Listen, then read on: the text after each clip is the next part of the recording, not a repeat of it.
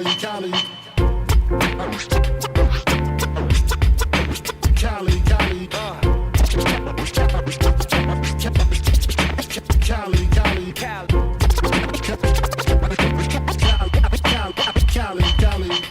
back to the vlog. We've got a good one on the way today. As mentioned last video, we are looking to replace the hot side setup here on the R33. I'll probably do it over 2 videos just because there's a bit of a process involved. What we've done today is remove the old turbo, the manifold and all the lines, and we're going to get it prepped, ready to install the new manifold as well as the new turbo that we have before we send it away to get a downpipe fabbed and then get it on the dyno for a tune. So here's the stock manifold that we removed, as well as the high flow turbo there. Was reasonably painless. Did take a bit of persuasion to get that manifold off, but we got there in the end. And all studs were removed pretty easily, but when I was removing them, I noticed we already had a stud. The first stud up here was snapped, as well as I think one of the lower ones down there. So we've got a stud removal guy coming on Monday to sort that out. But in this video, what we'll do is walk through the parts that we've ordered, as well as start getting them installed for this episode. So let's go check them out. And this is what we will be replacing it with. So we went with a Hypergear ATR43SS 2 with a ball bearing center.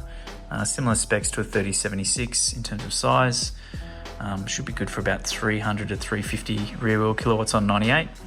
I think there's one bloke running about 430 kilowatts on an E85 somewhere in Australia. We're not going to push it that hard, but we're shooting for a pretty responsive 330 kilowatt at the rear wheels with full boost at about $3,500. We are waiting on one part, which is the exhaust manifold, and we've chosen just to stay with the stock exhaust manifold, but modified to house an external gate. We'll put that up here, and we will be running a Turbo Smart Hypergear 45 as well. So this setup retains the factory position. We just need a spacer. We've gone that way so we don't have to kind of redo all the intercooler piping. But this turbo we can top mount at some point in the future if we want to go that route. We've got a whole bunch of AN hoses for the oil feed and return, as well as the water feed and return, and a whole bunch of fittings too. So good to get this thing mounted up. And we've also got a V-band for the dump pipe. Got a new exhaust gasket, as well as some new exhaust studs back there, all fresh from Nissan. So the next step is to get those studs in, and we'll fast forward to the future where we've got the manifold as well. We've got our old manifold back on, and we also fit the turbo and the spacer. Just checking lines now. We're lucky we've got some existing lines that had AN fittings already, so both for oil and coolant. We're just going to take those out, and they're the right length. We've also got an AN fitting back here as well for the coolant. So I'm going to remove all of it, remove the lines. I'm going to go and make some of the lines. The other thing we're going to just check before we do that is that the intercooler piping that I've already got, or the existing intercooler piping, matches up to where the new turbo is. And we may need to get a 90 either welded onto this, or we'll get just a silicone coupler, depending on how much space we need to make up. Well, it is the next weekend, and the manifold finally showed up. So we've got a stock manifold with an external gate welded to it, and we've also got a screamer pipe prefabbed, ready to go. This week we had a bloke come and remove the broken studs, and we've got all the new studs in. So now we're ready to fit the gasket, put the manifold on, and then start plumbing up the turbo. Manifold's on, all new hardware on the exhaust studs. Next thing, we're going to fit all the lines to the turbo, and then fit it up. We should also check the placement of the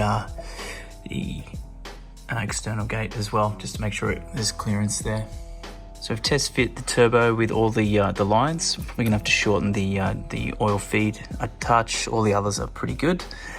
Another thing, we're going to have to get some new studs here. The bottom ones aren't long enough. The top ones are probably a touch too long. And then I thought I'd test fit the wastegate. Now, just having a bit of an issue getting a nice tight seal on this here. We've got the, I think the AC lines back there. So I might need to crimp those or just move them out of the way slightly just so we can get this wastegate fitted all nice. All right, team, we're ready for the fabricator. We did get the new studs in. I haven't put all the bolts on the turbo because it's likely that the fabricator will need to take the turbo off to do the turbo inlet. But everything's sort of buttoned up as much as it needs to be for transport. So the next time you'll see this thing will probably be on a dyno. Fingers crossed everything goes smoothly, and it should be in the next week or so that we've got this thing running again.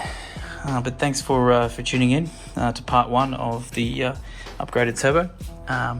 Like, comment and subscribe. Until next time.